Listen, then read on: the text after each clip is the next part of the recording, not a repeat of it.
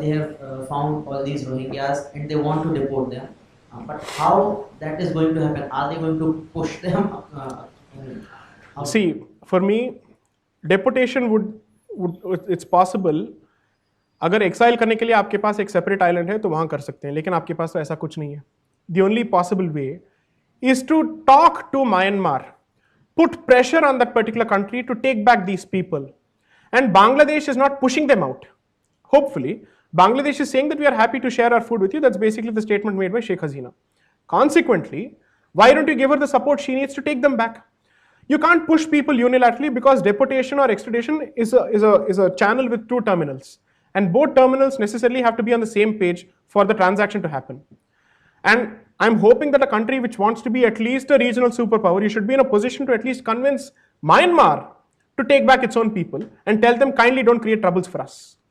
I'm hoping that's happening, and I think that's where perhaps the personal equation between Mr. Modi and the head of that particular state or the representative of that particular state helps.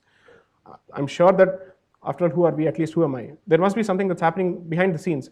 But hopefully that's happening, and hopefully that's happening in the right direction. Because what is the point of all of us going to the Supreme Court asking for deportation if the place is not ready for accepting those people back? So something has to happen at a very different level. This is not something that can be solved only through the medium of courts. How can the court influence foreign diplomacy beyond a point? It can't, in fact. It doesn't have a say on that particular issue. So this is for the government to take up. And that means somebody has to necessarily keep putting pressure on the government to say, this is an issue that matters to us. Kindly do something about this. The funny part is, all these issues were part of the election manifesto of the BJP. And unfortunately, all of these things are happening through the medium of courts, as opposed to them happening on their own.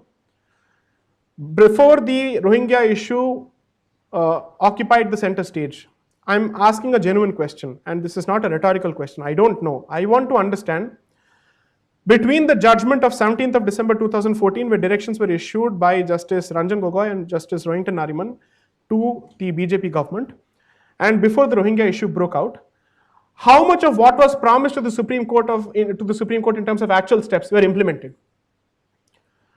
Border में कितना fence हुआ है, कितने tribunals आपने constitute किए हैं, कितने लोगों को आपने एक्चुअली डिपोर्ट किया है? You will see that there is a data in one of these judgments. Number of inquiries which were initiated under the IMDT in the first judgment were around 3 lakhs. That is only the number of inquiries initiated. By the time it trickles down to the actual number of people deported, 3,000.